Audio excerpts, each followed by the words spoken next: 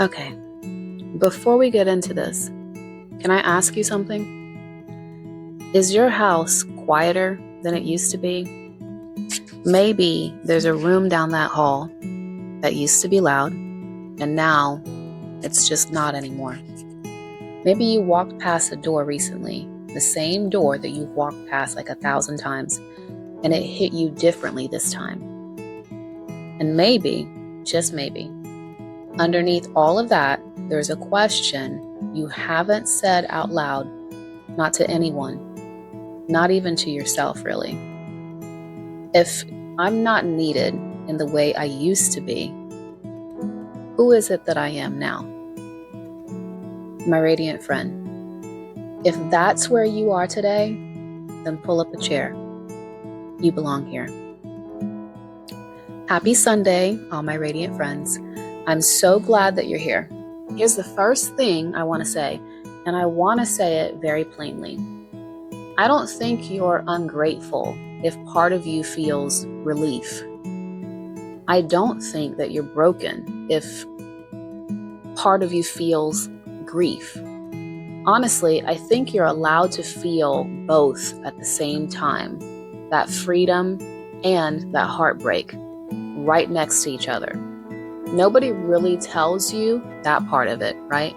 They tell you it's going to be sad, or they tell you it's going to be freeing. Almost nobody tells you it can be both in the same hour, on the same Tuesday morning, and that doesn't make you ungrateful for the years that you had. It just makes you honest. So let me get specific for just a second, because I think it helps to say the actual thing instead of just kind of dancing around it. Maybe it's the morning you made breakfast and only put out 2 plates instead of 5, and just stood there for a second, holding the extra ones. Maybe it's walking past a bedroom door that's closed now, when it used to be open all the time. There was music blaring from it.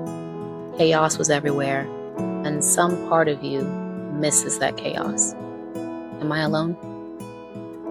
Maybe it's the mail still coming to the address to somebody who doesn't really live in the same way at your house anymore. Small things, right? Nobody else would even really notice them, but you notice them.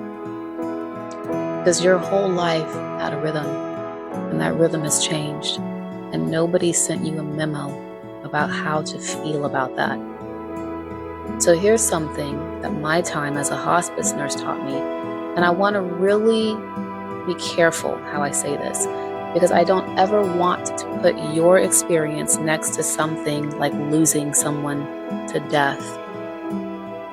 Those aren't the same, and I'm not saying that they are. But I sat in a lot of quiet houses in that job, and here's what I learned. Your nervous system doesn't always know the difference between kinds of quiet. It just knows that something that used to be there isn't right now.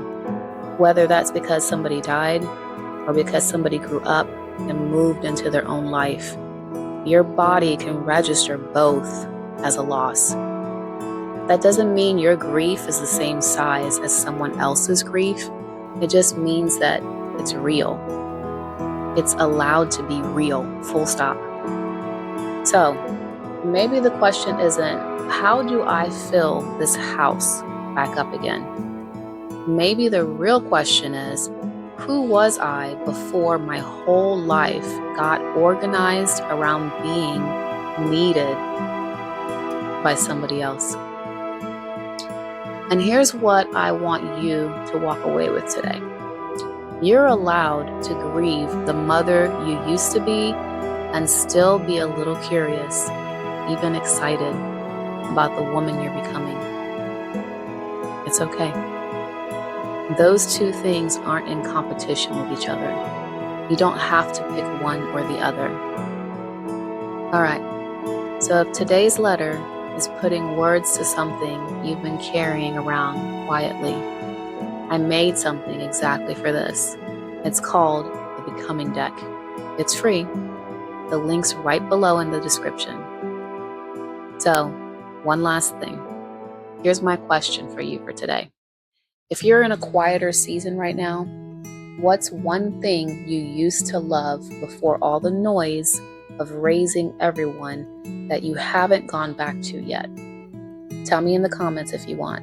I read all of them. And I respond to all of them too. So until next time, be gentle with yourself.